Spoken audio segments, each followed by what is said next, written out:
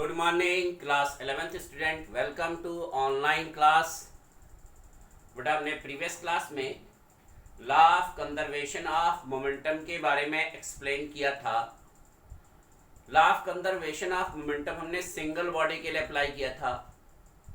अब हम law of conservation of momentum between two bodies के लिए अप्लाई करेंगे। मतलब दो बॉडी है, दोनों बॉडी का मास m1 m2 है, इसकी इनिशियल वेलोसिटी u1 है, दूसरे की इनिशियल वेलोसिटी u2 है।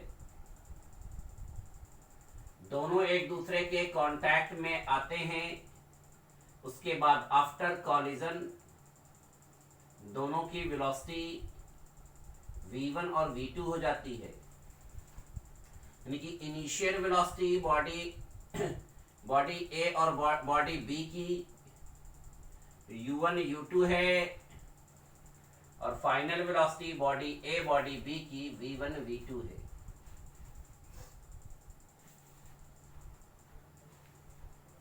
बॉडी A और बॉडी B की फाइनल वेलोसिटी v1 v2 है। इनिशियल वेलोसिटी u1 u2 है। तो जब दोनों एक दूसरे के कांटेक्ट में आते हैं तो बॉडी 1 बॉडी 2 पर फोर्स लगाती है और बॉडी 2 बॉडी 1 पर फोर्स लगाती है। दोनों फोर्स इक्वल एंड अपोजिट होता है according to Newton's third law of motion. कल हमने एक्सप्लेन किया था, according to Newton's third law of motion every action equal and opposite reaction, every action equal and opposite reaction. तो body A body B पे जो force लगा रही है वो FAB लगा रही है, F12 कर लीजिए, और बॉडी B बॉडी A पे जो फोर्स लगा रही है वो F21 लगा रही है, अपोजिट डायरेक्शन में लगा रही है। तो फोर्स हमारा rate of change of momentum के इक्वल होता है। तो पहले change of momentum delta P1 by delta T, दूसरे में change of momentum delta P2 by delta T, minus में ले लेंगे डेल्टा टी कैंसिल हो जाएगा। पहले बॉडी का जो चेंज ऑफ मोमेंटम होगा वो final momentum m1 v1 minus m1 u1, दूसरे बॉडी का जो चेंज ऑफ मोमेंटम होगा minus m2 v2 minus m2 u2। पहले बॉडी के लिए change of momentum m1 v1 minus m1 u1 होगा, दूसरी बॉडी के लिए change of momentum m2 v2 minus m2 u2 होगा। चेंज ऑफ मोमेंटम का मतलब हो गया final momentum minus initial momentum. Then हमारा हो जाएगा m1 v1 minus m1 u1 is equal to minus m2 v2 plus m2 u2। अब ये जो माइनस m1 u1 है उसको इस साइड ले आएंगे और माइनस m2 v2 है उसको इस साइड ले आएंगे। यानी कि m1 v1 plus m2 v2 is equal to m2 u2 plus m1 u1। यानी कि आप ऐसे ले सकते हो m1 u1 plus m2 u2 is equal to m1 v1 plus m2 v2। यानी कि बिफोर कॉलिजन, कॉलिजन यानी टक्कर, यानी दोनों बॉडी के एक दूसरे के कांटेक्ट में आने के पहले का टोटल मोमेंटम कांटेक्ट में आने के बाद के टोटल मोमेंटम के इक्वल होगा। According to the law of conservation of momentum, according to the law of conservation of momentum total momentum before collision total momentum after collision के इक्वल होगा। पहले बॉडी की इनिशियल और फाइनल मोमेंटम का जो सम है वो पहले बॉडी के फाइनल मोमेंटम, पहले और दूसरी बॉडी के फाइनल मोमेंटम के इक्वल होगा। यानी कि बिफोर कॉलिजन जो टोटल मोमेंटम होगा वो आफ्टर कॉलिजन टोटल मोमेंटम के इक्वल होगा। बिफोर कॉलिजन जो टोटल मोमेंटम होगा वो आफ्टर कॉलिजन टोटल मोमेंटम के इक्वल होगा। एक बार फिर से समझ लेंगे।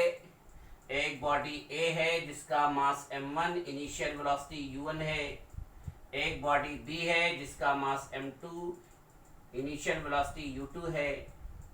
दोनों एक दूसरे के कांटेक्ट में आते हैं, दोनों का कॉलिजन होता है, कॉलिजन के बाद फिर वो सेपरेट हो जाते हैं। तो उनकी फाइनल वेलोसिटी v1 और v2 हो जाती है। तो बॉडी ए बॉडी बी पे जो फोर्स एक्ट करता है वो F12 है, और बॉडी बी बॉडी ए पे जो फोर्स एक्ट करता है वो F21 है। तो F12 हमारा माइनस F21 के इक्वल होगा। तो change of momentum upon time is equal to change of momentum upon time. Time time हमारा कैंसिल हो जाएगा। Delta P1 is equal to minus delta P2 हो जाएगा। तो m1v1 minus m1u1 is equal to minus bracket में m2v2 minus m2u। तो m1v1 minus m1u1 is equal to minus m2v2 plus m2u। अब ये हमारा साइड कन्वर्जन होके इधर आ जाएगा, ये हमारा साइड कन्वर्जन होके इधर आ जाएगा। देन हमारा m1v1 plus m2v2 is equal to m2u2 plus m1u।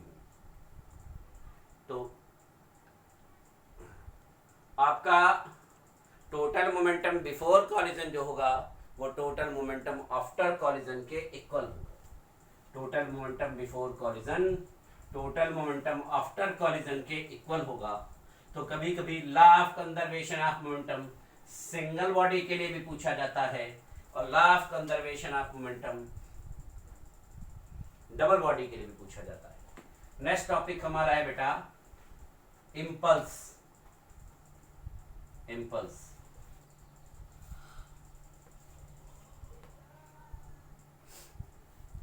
Impulse क्या है बेटा, बात समझ लीजिएगा। Effect of force during time interval. Force का इफेक्ट जो टाइम इंटरवल पर होता है, या effect of force during short time is known as impulse. Impulse को आई से डिनोट करते हैं। Impulse force and change of time के प्रोडक्ट के इक्वल होता है। इसकी यूनिट हमारा न्यूटन इंटू सेकेंड हो जाता है। Newton into second.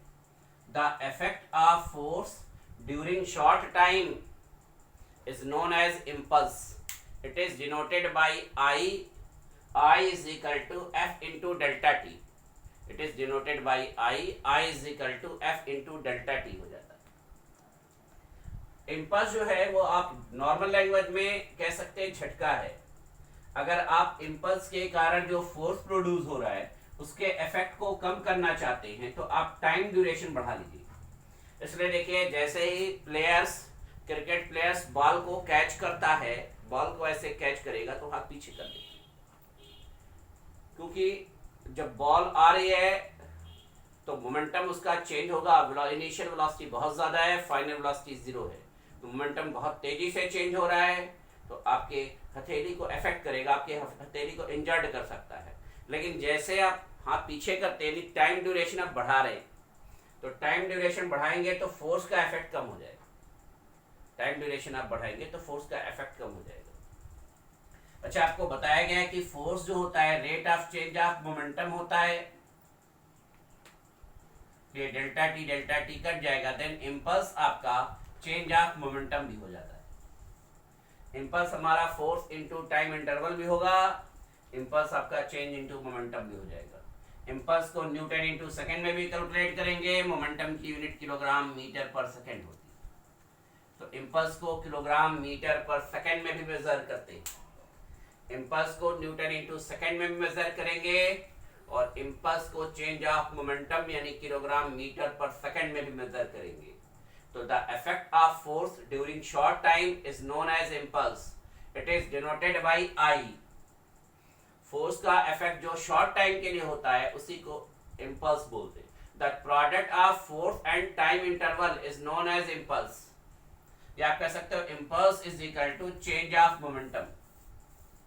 तो बेटा ये टॉपिक क्लास वर्क कॉपी पे राइट डाउन कर लेंगे, इसको एक बार रिवाइज कर लेंगे, इस पर बेस्ड न्यूमेरिकल क्वेश्चन सॉल्व करेंगे। Thank you.